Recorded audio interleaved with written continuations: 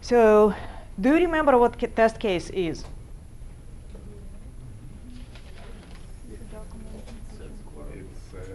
It's a simple answer, yes or no. Do you remember what the test case is? I'm not asking you for a definition as of now.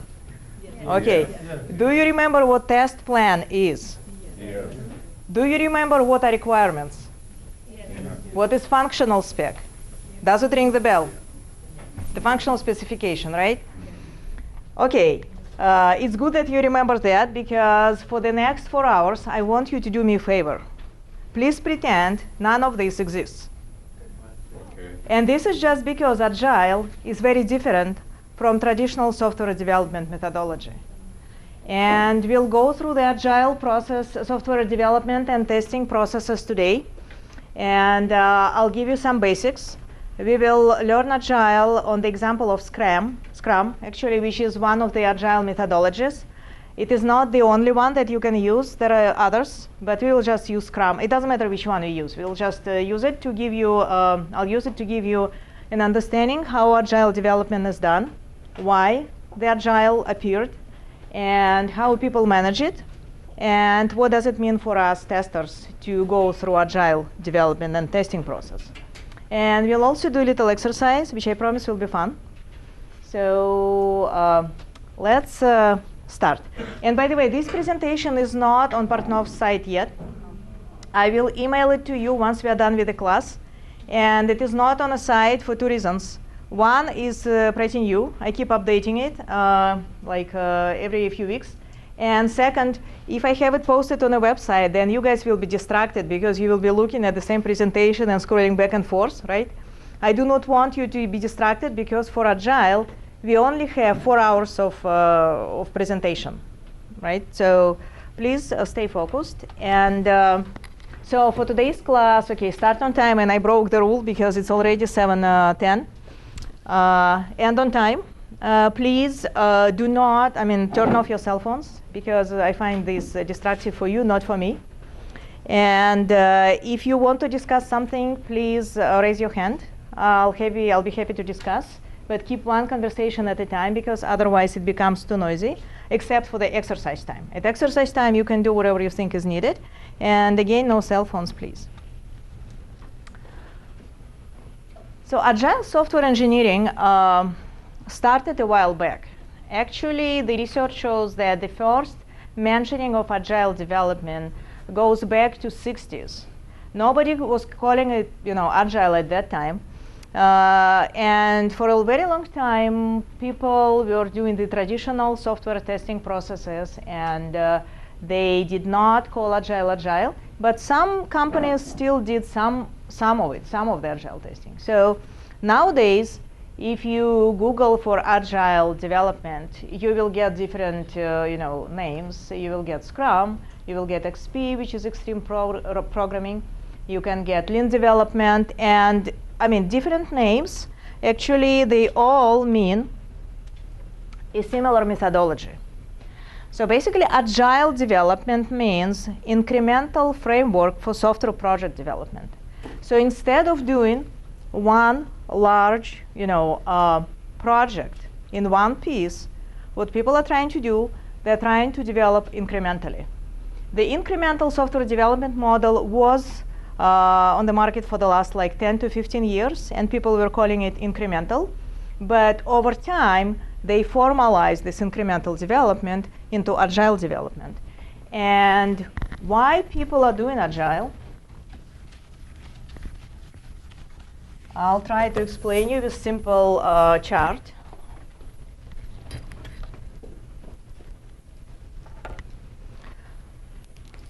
So what happens if you follow the traditional so-called waterfall development model, right? So you have a set of requirements, and let's say you have 20 features to implement. And what development may choose to do for various reasons. There may be too many dependencies between different components. They may not have experience in Agile, or just they used to doing things in a traditional way. So they may choose to implement all these features and one, big iteration of code development. For example, they might tell you, you know what, I cannot give you anything in between. I will give you entire product. Let's say today is January, at the end of June. So 6 months down the road, you will get the feature complete product, which means at the end of the development cycle, you will get one big piece of code, which is untested at this point, and the quality of this product is unknown. And all these 20 features will be implemented in this piece of code. And then it's up to you guys to test. And this is where we can apply the test cases and all the best software, testing practices that we were learning for the last 3 sessions. So, and this is how the traditional development is done. So what happens here at point 0, we do not yet have any code, right? And then development process starts, and we do not have any handle on the code quality until we finish. So basically, the QA activities start here. This is the traditional approach. For many projects, this approach historically was found to be inefficient. And people found this by experience. And the reason for this approach being inefficient is that when you do not evaluate the quality of your product for a long time, then you will find critical issues at the end, right? You may find some fundamental design issues at the end, and then you do not have time to react to those bugs in an appropriate manner. So you will not have time to fix all the design issues, and basically if there is a fundamental design flaw in the product, then when you find it too late in the game, you will not have time to react quickly and redesign all the product, because your release time is already here, right? So that means you will not release a high quality product in time if you have major issues. Plus, market is quickly changing these days. Back in 80s or 90s, most of the companies, when they developed softwares, they had, schedules and planning and processes, and everything was outlined in advance. And the schedules looked really nice. But nowadays, because of the high competition and the increasing speed of software development, the market, you have to pace the market. You have to chase your customers, and you have to provide something, that satisfies customers quickly, right? You may not have the luxury of having 6 months just to understand if your concept is right, right? You need something, that gives you a quicker turnaround. So what people started doing, they started doing this incremental or agile development. So at this 0 point, what we have a set of 20 requirements. What people would do, and we'll go through the details later on, I'm just giving you the high-level overview of incremental development and agile processing. So what people would do, they would look at that set of 20 requirements, and when I say people, I mean the software development team. That includes development, right, engineering, quality assurance team, project management, if the company has project management, tech support, maybe, program managers, yes, business analysts, yes. Whoever you can gather is a project team. You have those people in a room, and you guys start brainstorming, on this feature set. So the key players in reviewing these features are development, because they know how to develop, or at least they think they know how to develop. And the product marketing, the people who know the market are also key players in this game. So if you have 20 requirements, you can sit in a room and prioritize all the requirements and say, okay, out of 20 requirements, we have, let's say, 5 requirements which are P1, which means high priority requirements. Unless we implement those, we cannot release, right?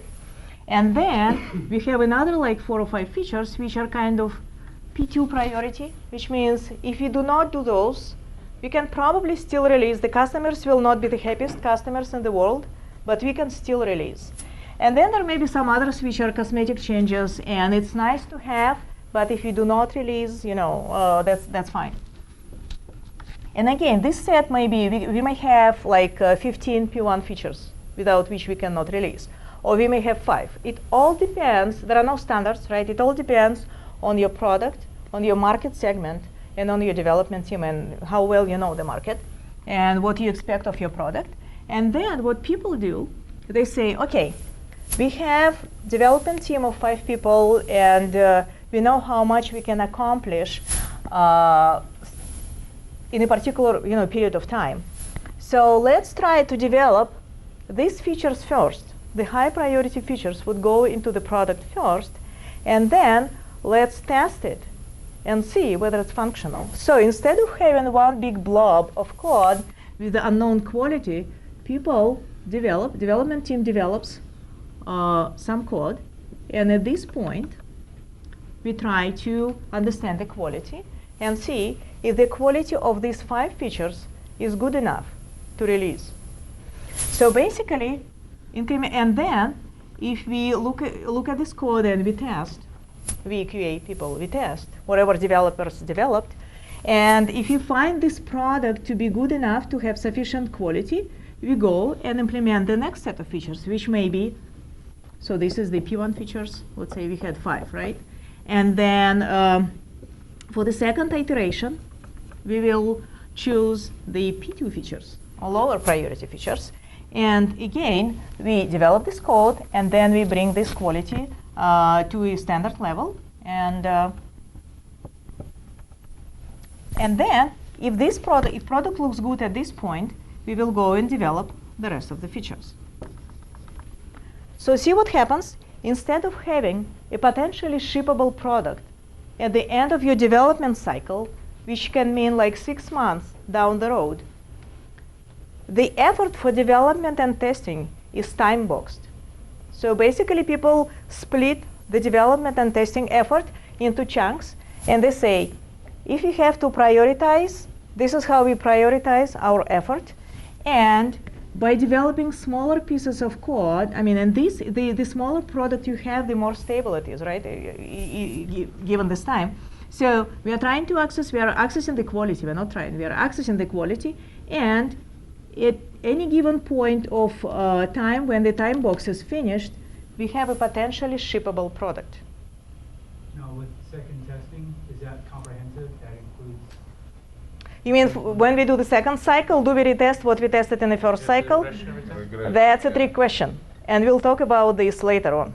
It all depends on your project and what you agreed upon, and we'll talk about details of Agile. It's not always that simple. I would like to say yes to you. It should be retested, but it depends, on what features are and how much the code was churned, and so yeah, it varies from project to project. Ideally, it should be, especially if you have automation in place. Test automation will help you regress what was already developed, right? But yeah, we'll talk about this later on. Okay, so, and by following this model, so this is your time box. By following this model,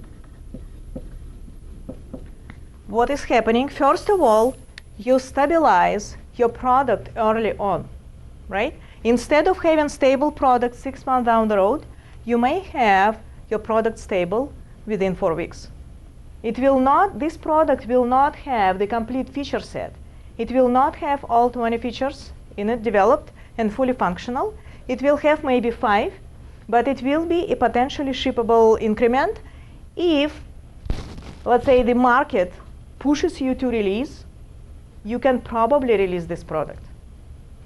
Again, this approach is not applicable to each and every project, each and every software, because it depends on the complexity, and we'll talk about challenges in Agile and where it can or cannot be applied. But I'm just explaining you the general principle of Agile. And so this time box varies again from company to company and project to project, but in average it takes from 2 to 4 weeks. And this time box, so basically every 2 to 4 weeks, 2 weeks in my opinion is too little, unless you have a really small application like maybe iPhone app or web-based site where you do some cosmetic changes, then you can possibly do this. But usually it is between 4, some companies choose to do 6 weeks. That's also acceptable.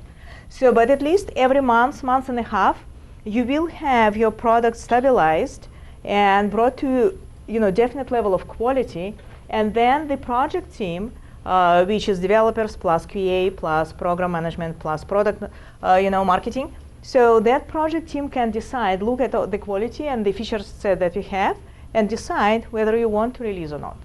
So this is the basic principle of agile development and why people are doing it. Do you have any questions on this chart? Okay. Yes or no? No. Okay, good. So, and this is what I'm saying. So all names of Agile, and you may have like Scrum, XP, Lean, they do have this similar methodology in place. So we follow incremental framework for software project development. And the purpose of having this is to accommodate rapid product changes. Because one more advantage of having this model, Agile model, is this. Let's say we started this project in January. And this set of features was based on the market requirements on January 1st. Right? The product marketing guy, the guy who owns the product, would come and say, yeah, I want these 20 features to be implemented in this product. And it took us, let's say, 4 weeks or 6 weeks to develop the first increment. And mid-February, by Valentine's Day, by February 14th, we have first potentially shippable product, right? And at this point, we can look at these requirements and see if we should start the second time box for development. But what may happen, the market, remember the market is changing quickly these days. So the market may change between beginning of January and mid-February. So the guy who owns the product marketing guy, can come to you and say, you know what, we wanted to do these 4 features as priority 2 features, but now the market changed. So the competitors release this and this and this, we cannot beat them. Instead, let's do this feature and this feature and this feature and this feature, So what, if you follow the incremental development, then changing requirements on the fly is easy. I'm not saying this is ideal, but I mean, if you have to pace the market, if you have to chase your customers and the market requirements, this is what you can do. So, and this way, by reprioritizing the requirements for each time box, you can accommodate rapid product changes. And product changes should follow market changes. So the market changes, right? So you need to adjust quickly. If the market changes here, you cannot do anything because your features are interdependent and they're all being developed in parallel. So even if the market changes with this model, you cannot quickly react. So you will still release the product with this set of features. But chances are by the time you release your product, your market is gone. You can miss the market opportunity. I had this story happening to some of my friends. They established a startup and they were very good and successful, but they missed the market window. And the startup just vanished, unfortunately. They had a very good networking, protocols and everything, but they missed their window. So we do not want to be this to be happening to products. So that's why people do Agile as well. So if you know that the market for your application is quickly changing and you cannot reasonably predict, and prioritize all the requirements 6 months, ahead, at least prioritize for the next 4 to 6 weeks. See what you should implement, what you must implement in these 4 to 6 weeks, and then reprioritize and see if you need to change something.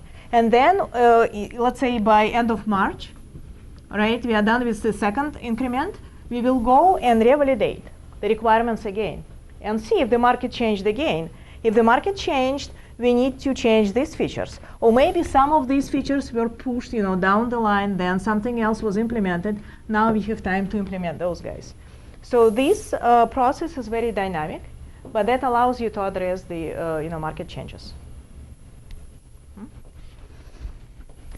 And all Agile methodologies have frequent releases and short development cycles. Some people call them sprints, and we'll go in details through what sprint is. And sprint is actually time boxing. Some people just call them time boxes. It doesn't really matter. Documentation in Agile is minimal, if it all exists. That's the principal difference, because if you look at the process, if you only have 4 to 6 weeks to develop and test a set of features, chances for you to have time to develop proper documentation are minimal. I've been to a conference recently in Vegas. That was a conference for the software development, and everyone was doing Agile. And I asked people, okay, how do you feel about documentation? And people said that, yes, we do not have time to develop documentation, but we found it difficult to track your history if you don't have the documentation, right? So you don't have time to have proper documentation in place. On the other hand, it's challenging not to remember or have track of what you did in the past. So many companies and projects and teams come up with a hybrid approach where they kind of do Agile. They do not have the formalized set of cases in place. So basically, all that exercise that we did with you, right, in the previous classes, they don't go through that. Instead, they may just go with a checklist, where for each test case, they would have at least one line description of what they tested. They can keep it in Word documents and Excel documents, but at least people still want to have, an ability to go back and see what was tested in previous releases and whether it passed or failed. But again, the documentation is minimal. However, what is being tracked is the set of requirements, because set of requirements defines the content of your product, right? And it is very dynamic. So this set of requirements should be very well defined, and it may change over time. But these are the features that are being tracked. And as I said, Agile teams frequently do not have any formal test cases, just some checklists or some other notes on the testing that was done. It also depends on your technology, because many teams, they use test automation. And when you have test automation suite in place, you can always go back and see what was tested, right, in previous releases. But on the other hand, developing automation and testing manually in parallel is also challenging. So I'll tell you later on how people overcome this and how they deal with the Agile development. Despite of all these challenges, people still think Agile is beneficial, just because, first of all, it allows you to have potentially shippable product in shorter periods of time. And secondly, it allows you to accommodate rapid market changes. So that's why people do Agile.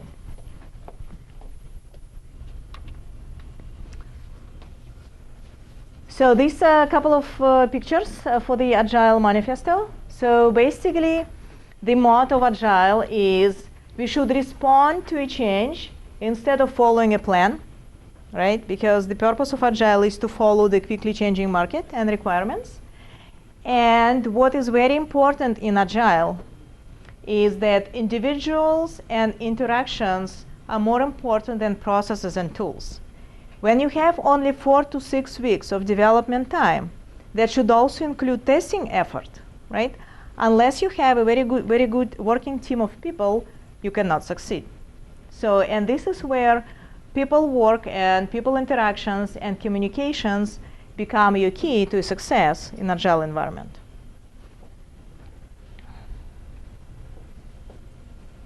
So this is a few lines of comparison between the traditional software development approach and Agile. So as you remember, in traditional software development, we have predefined set of features and low requirements churn. So basically, we are trying to finalize the requirements this early in the cycle. We are trying to say, okay, these are the 20 requirements we will implement, nothing else, nothing more, nothing less, and we go with that. Instead, in Agile, we have dynamically defined and prioritized sets of features. So for each increment, for each time box, you will have its own set of features, which may change dynamically. So in traditional development, we deliver large piece of software here, or entire product, which has less stability at the end. And in Agile, we are delivering in smaller pieces, one by one. But because we have shorter development periods, these pieces of software are more stable at any given point of time.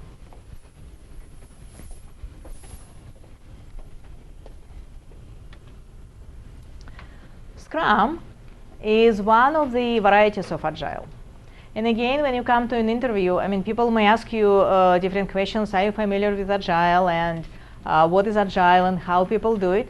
I hope after today's class you will have an understanding of what Agile is. Scrum is just one of the methodologies that people use. And when people ask you what is Scrum, don't think that this is this guy, because it is not. Instead, Scrum is a type of Agile software engineering. It can also be defined as iterative and incremental framework for software engineering, or it can also be defined as the process with predefined set of practices and roles. And Scrum is very popular. So if on the interview you can demonstrate that you know what Scrum is, which I hope you will do after today's class, so that's very good for you. And if the company you are interviewing with is not doing Scrum, but instead it's doing just lean development or extreme programming, it will not be too much different. As long as you have the basic understanding of the concept and the spirit of Agile, you should be fine.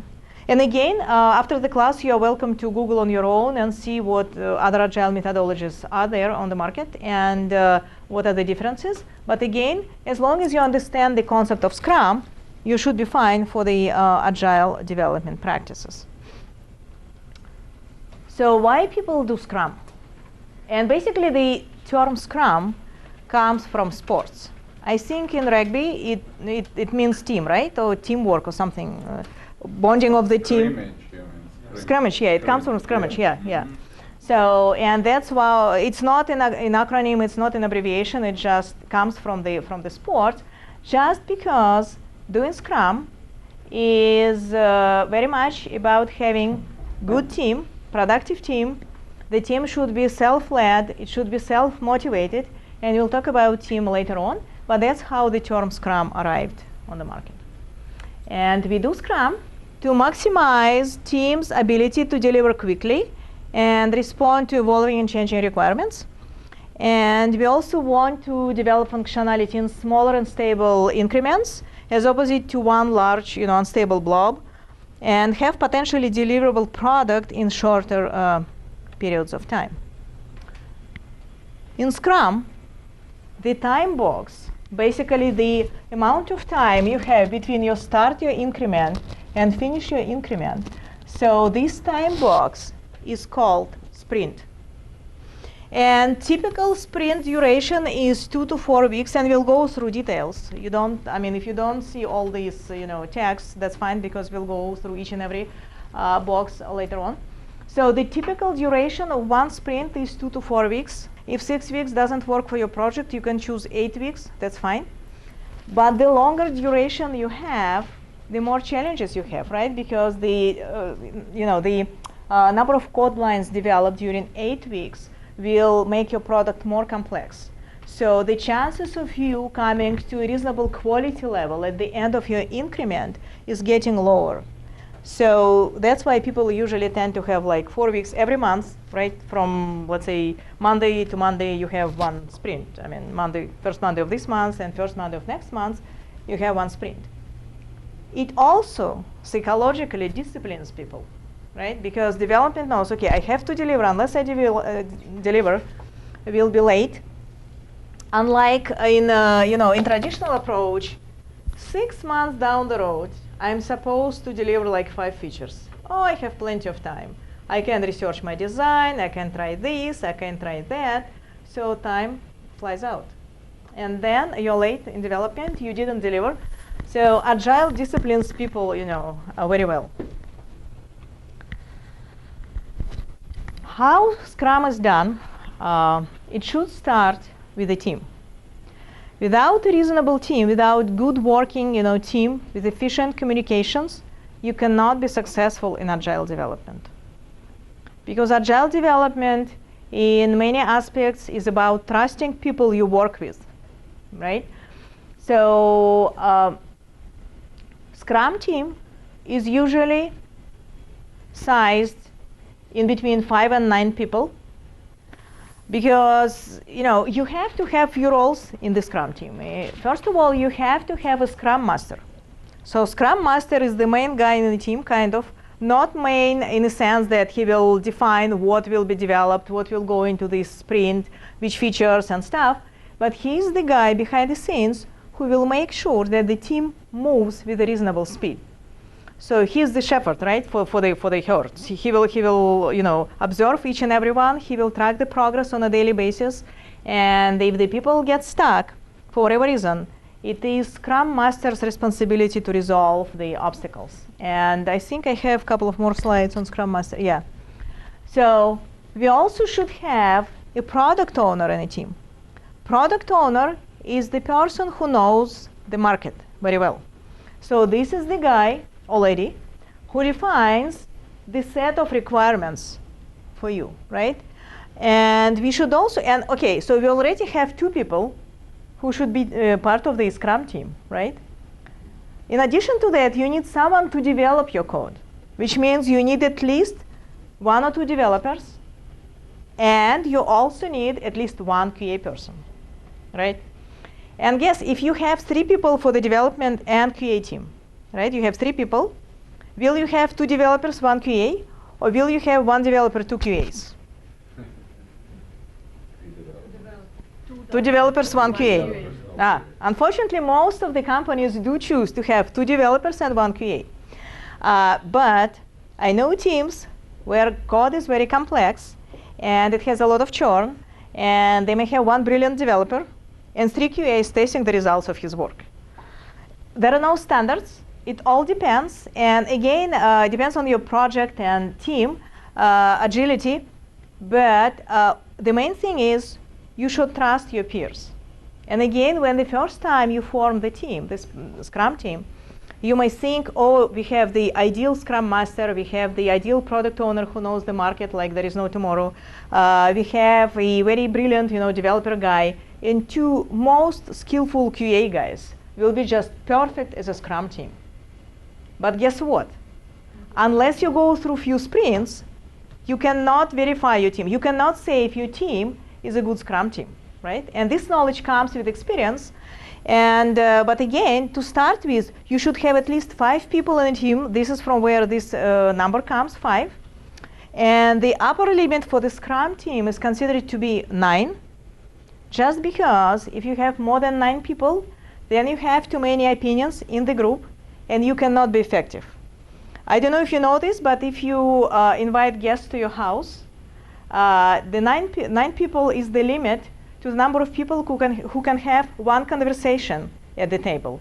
If you have 10, the conversation tends to split into 2 or 3 conversations, right? So this is why people choose, this 5 to 9 people team size, and it's proven to work very well.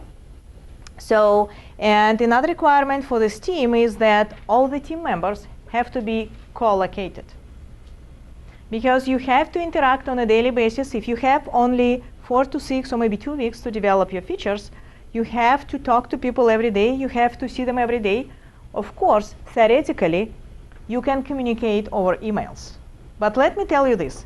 If you have a team, let's say we have a team in Bangalore, India, and we have a team in Europe, right? If you have a question to another team member, right? It's night in Europe during our daytime, which means you can only ask it by email. So you will send an email to your peer. You will get the response by next morning if you are lucky.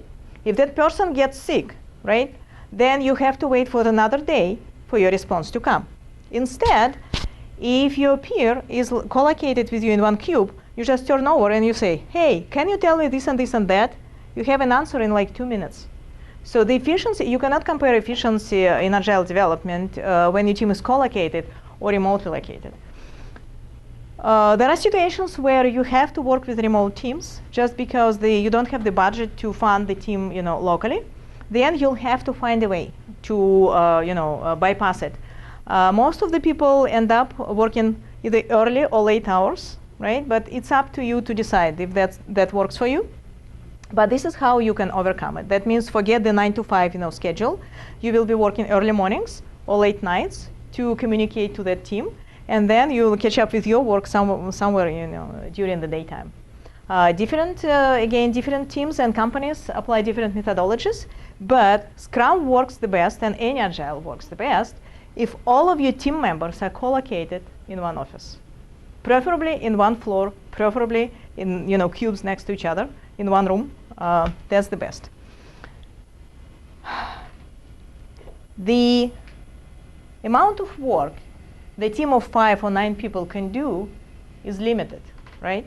If you need to develop, let's say, 20 features and 10 of them are priority 1 features, which means they have to be developed like yesterday. It's not like if you have 9 people, even if you have 9 people, you have 1 is Scrum Master, 1 is Product Owner, and you have 7 remaining, right, team members. Okay, if you're lucky, you have 5 developers, 2 QAs, for example, or 4 developers, 3 QAs. Again, these people, within like 4 or 6 weeks, may not be able to develop all the features that are needed. So what happens then? Do not increase the size of your team. Instead, make it 2 Scrum teams, right? If you need more development, do not put everyone in one team. Just have 2 Scrum teams and say, okay, this team is responsible for features A, B, C, and this team is responsible for features X, Y, Z. This way, you can still be efficient in Scrum, and you can still develop the set of features that is needed by just 2 Scrum teams. So what will happen in this case, let's say this is the feature set developed by team A, and you will have another team, this is team A, and then you will have another team, team B, which will be developing its own set of features. And at some point, you will need to integrate. So you may spend 1 sprint in integrating the 2 products.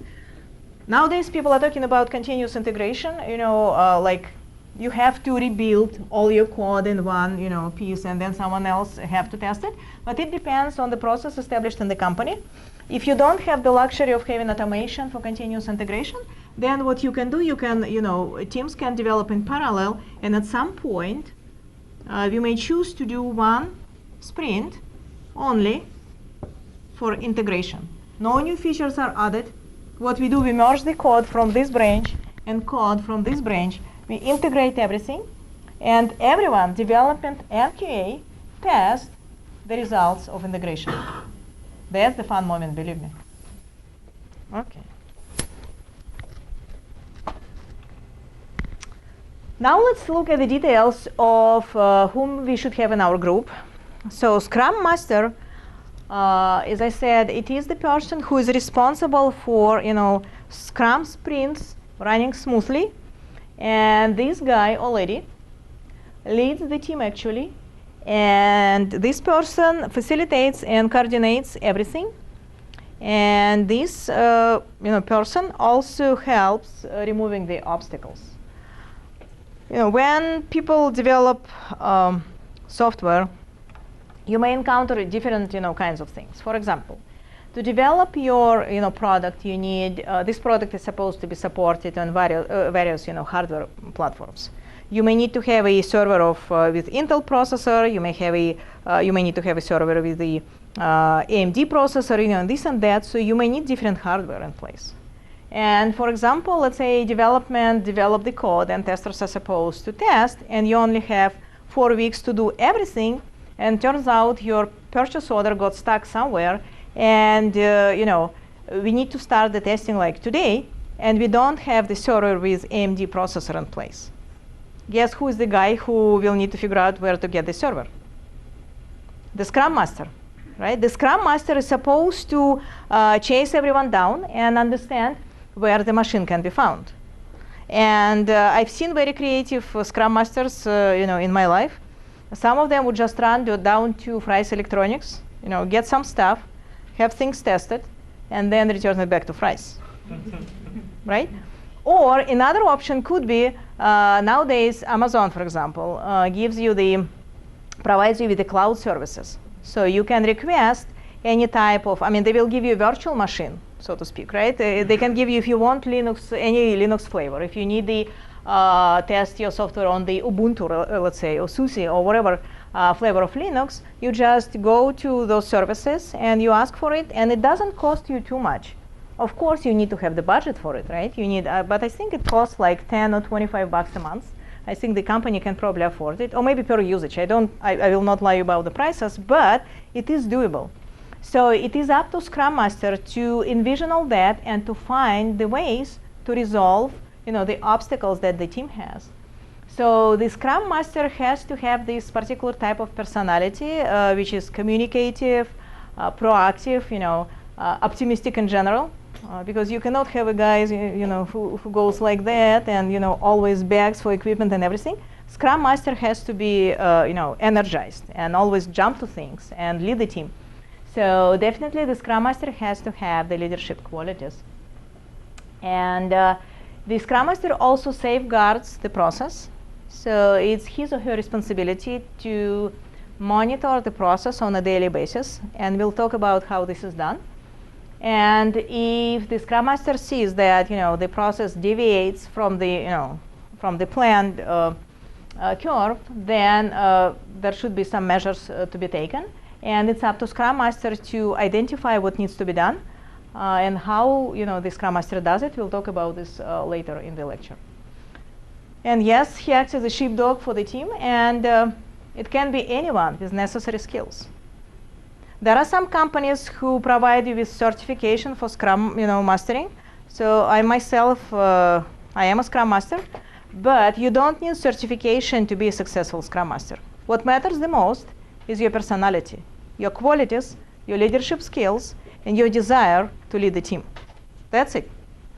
And then your common sense, of course, right? You have to have your, gray matter, and your brain should be active all the time. Product owner. Product owner is the guy in a suit who comes every day and tells you what the market wants. And this guy or lady should be business oriented. And actually this person defines so-called product backlog. Product backlog, I'm purposely inserting this terminology here so you guys can get used to it. So product backlog, it is a fancy name for the set of requirements. This is the terminology that comes from Agile world. So backlog is nothing else but the set of features that we identified for our project to develop. And the product owner also prioritizes the features because this guy is supposed to know the market the best. Of course, nobody said that this guy is the best guy to know the market unless it's proven. But after a few sprints, you will know. After a couple of releases, you will know if the product owner is really a good product owner, if he or she knows the market very well. And you can also consult with business analysts or any other field specialists if you want for the features to be developed. And the product owner owns the vision of the product and the release dates and costs, right? Because if this guy already wants too many features to be developed, the more features you want in a product, the more expensive the product is. Right, so then the schedules needs to be evaluated, and scheduling in Agile is yet another challenge because you have to project for many unknowns, and how you do that I'll talk about this in a few minutes. So, but again, we need to define the release dates and costs and schedules, and then the product owner is to validate the schedules and see whether we meet the market requirements or are we off. Are we in time to meet the market requirements? So this is what the responsibility of product owner is. And again, product owner has to be very firm in defining the product requirements. But that person should also be open to negotiations with the team.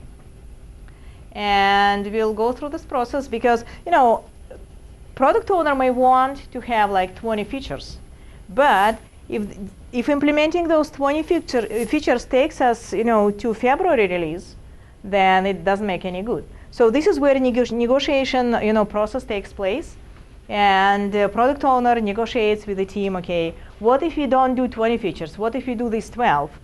Can we release by November, for example? Or if we do this 5, can we release by October?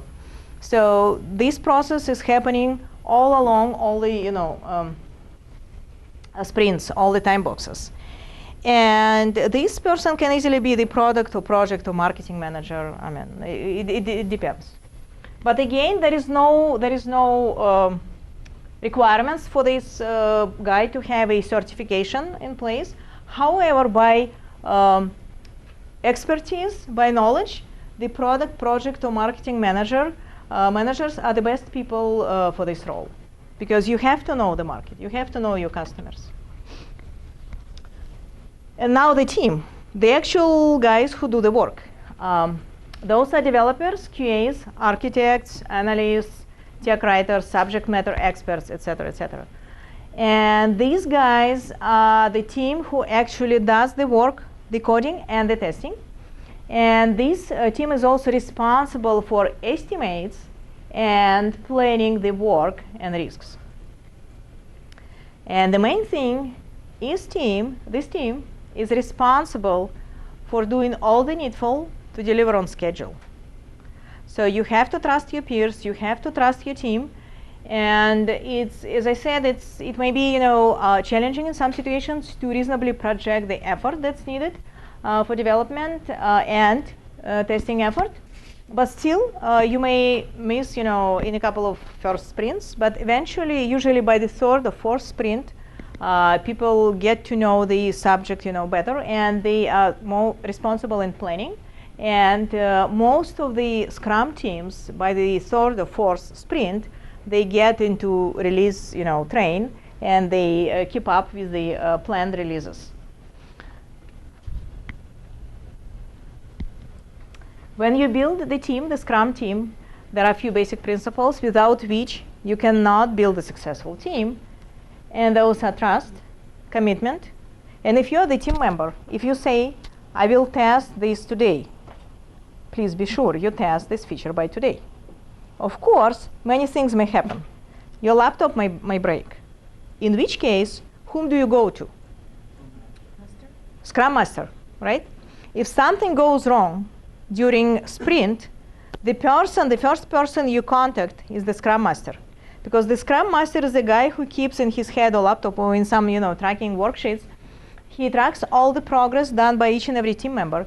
If you know that something happened to you, or maybe your, God forbid, your child got sick, right? So you will not be at work tomorrow.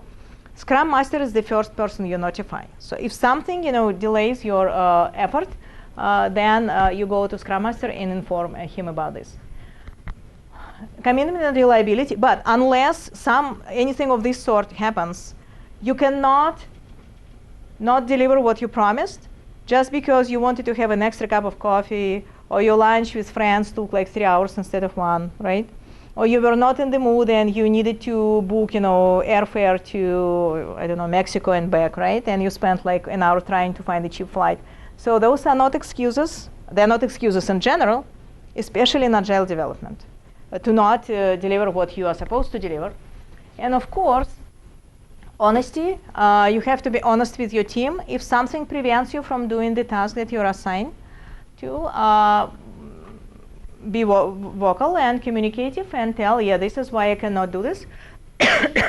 Excuse me. Be professional. Be an effective communicator.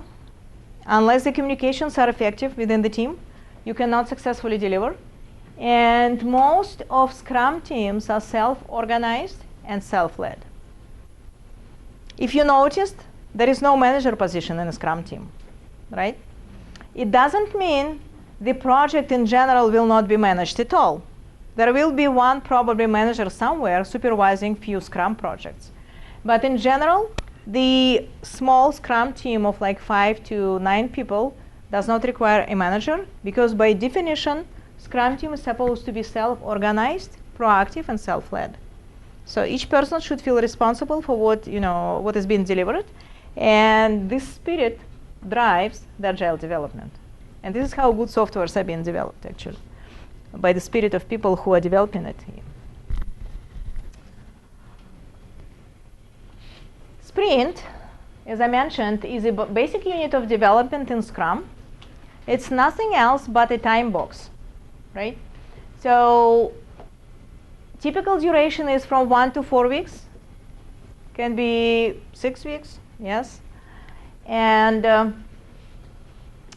sprint is time box, which means it is restricted to a specific duration of effort of a constant length. In best Agile practices, you should have your time boxes of the same duration. Sometimes it may seem to you that, yes, this set of features is more complex, it will take us 8 weeks, and the next set of features is less complex, so it will take us 4 weeks. So you may be tempted to have one cycle of 8 weeks and then another cycle of 4 weeks. But in best practices, based on people's experience in the industry, you should always have same duration for all your sprints, just because it disciplines people first, and second, if you're off in your development process, if the quality doesn't look good, if your concept is wrong, you better know it early in the game than later, right? So that's why people usually stick to, let's say, 4 weeks, cycles, and they go with the cycles. If you cannot develop 5 features in 4 weeks, take 3 features, take 2 features, develop those features in 4 weeks, and then move to the next sprint. Plus, the smaller pieces of code, the smaller increments in size, smaller in size you have, the easier it is for QA team, for QA people to test, right? So you can access the quality, you can understand where you are with the quality, whether this piece of software is functional, and then you move forward. And before each sprint, what Agile teams have, what Scrum teams have, they have planning meeting for this particular sprint. And after the sprint is done, after 4 weeks are gone, people do review, and they also do a demo and a retrospective analysis of the sprint, what went wrong, what went right, all that kind of things, and we'll go through details a little later. So, product backlog, another term that you should know. So product backlog is nothing else, as I said, as a set of features for your product that comes from whom? Who defines your product log? Who? Product owner, exactly. Product owner defines your product backlog.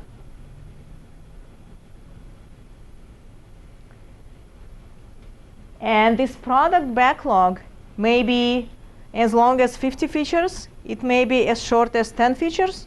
It all depends. I mean, there are no standards on how big or small your product backlog should be. And if you look at that wall, you will see those post-its. And I'm using the post-its just because many teams who practice Agile and Scrum, they do work with post-its, just because it's very easy to change the priorities, right?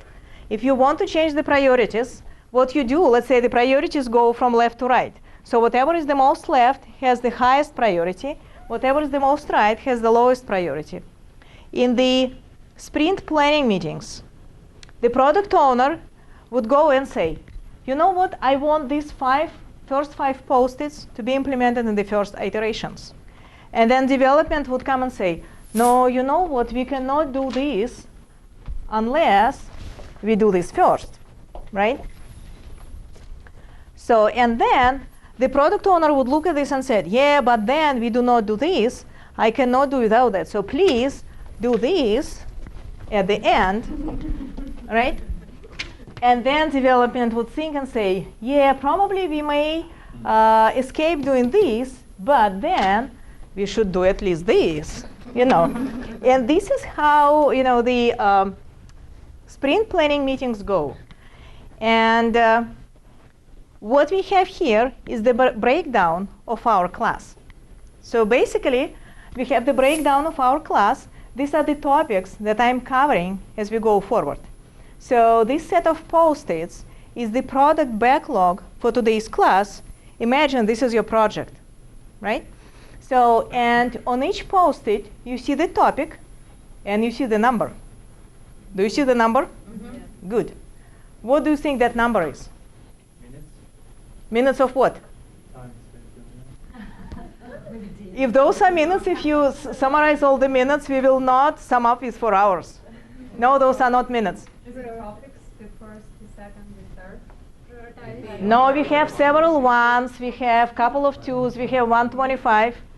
And what? Teams, maybe teams. Teams? No, because I'm the presenter. I'm doing the work. You guys are not yet working in Scrum, right? So I'm doing the Scrum. Do you have a slides for each topic? It is not the number of slides. No, what slide it's on. No, because we have several, numbers which are the same, right? We have several ones, so those cannot be slide numbers. Priority? No, it is not the priority. No, no.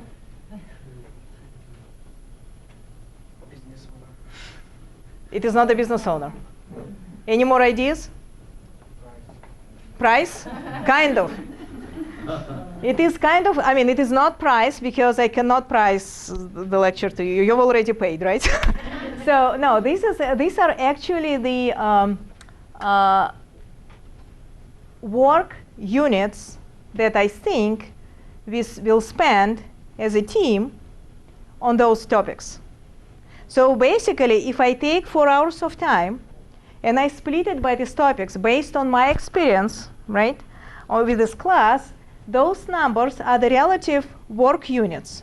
If you break, I know that we have, I think overall, probably it's like 51 work units or something. So if you break all that, this is the relative weight of this topic in the course of tonight's class.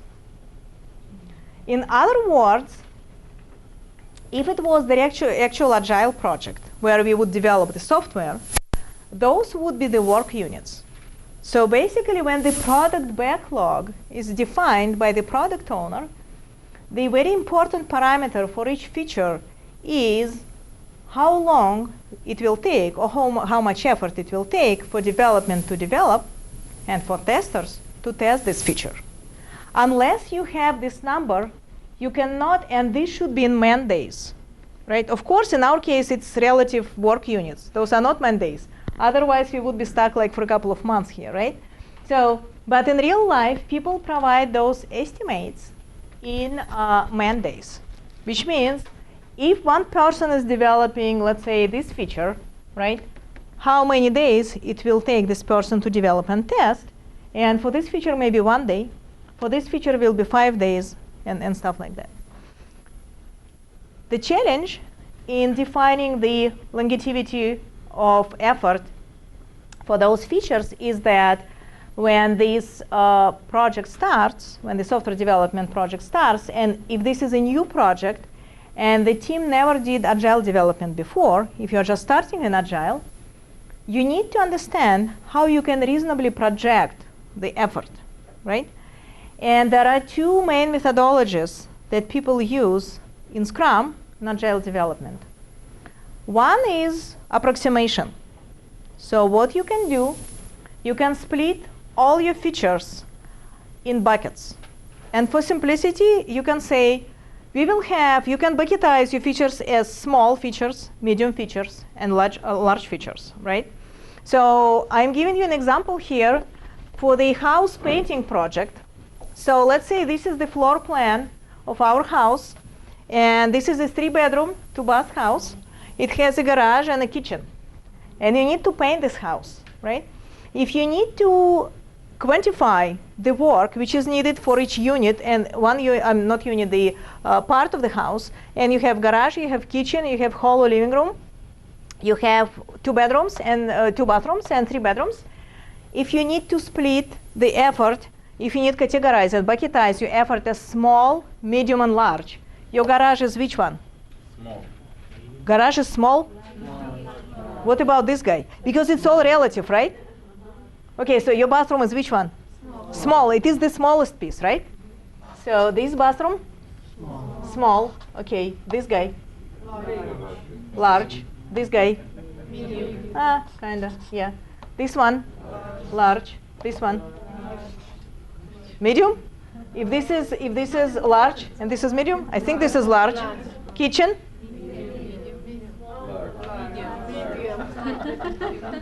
Okay, I make it simple. I'll just move the wall, okay? I'll just move the wall.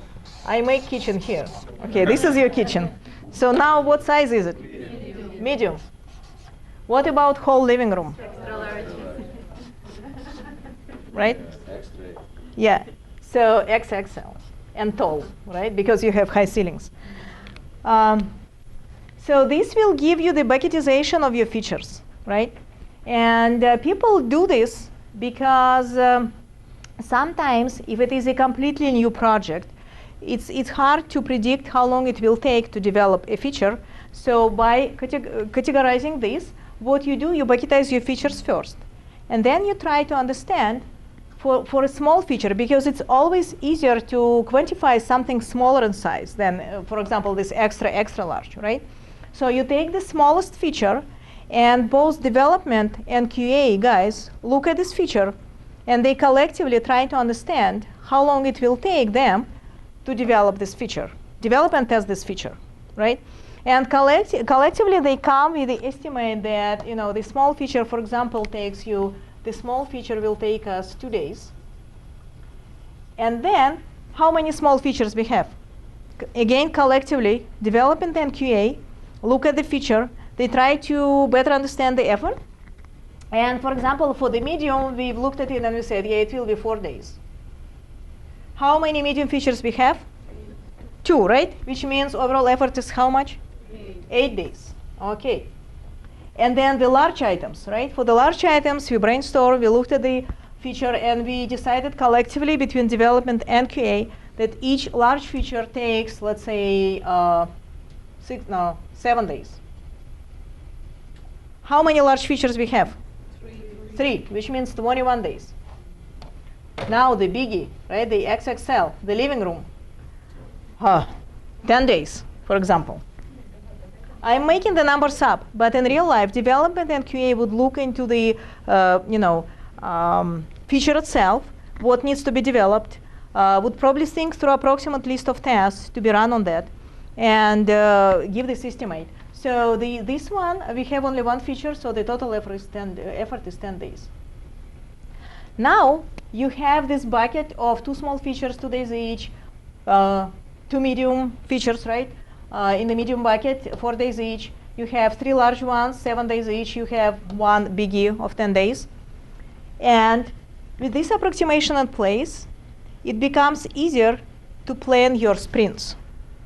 If your sprint is 4 weeks, right? And you have 4 weeks is how many days? 20 days, right? Are we working on weekends? I'm proud of you guys. So business days, we have 20 business days in 4 weeks, so it is 20 days. And let's say we have a team, development team, the guys who actually do the work, not the Scrum Master who runs around, right, with the stick and makes people do things, and not the product owner who chats with customers all the time, but the actual hardworking guys, right, in working helmets. We have, let's say, 2 developers, 1 QA. This effort is collective between QA and development. So we know that if we have 20 days and 3 people, how many man days we have? 60, right? 60 man days. And how many days of development and testing effort we have in total? 4 and 8, 31, 43? Yes or no? Yeah. Okay, yeah. So 43. We are lucky, because it seems like we can finish all of our features in 1 iteration, right? If the iteration is 4 weeks. Now, to make life interesting, let's say we have an iteration of 2 weeks, because the market is changing very fast, and the marketing people, the product owner wants us to deliver faster. Then if we have only 2 weeks, we have 10 days. With 3 people, we have 30 working days. That means we have 43 days of total effort, development plus QA, but for the first sprint, we only have 30 man days, which means we need to cherry pick features that would fit in the 30 days window, right? How can we cherry pick? We can probably, right? Take away garage. Yeah, it's easy because garage, nobody cares about the garage, right? You can put junk and stuff in the garage, and then nobody will even see what a beautiful job you did in the garage.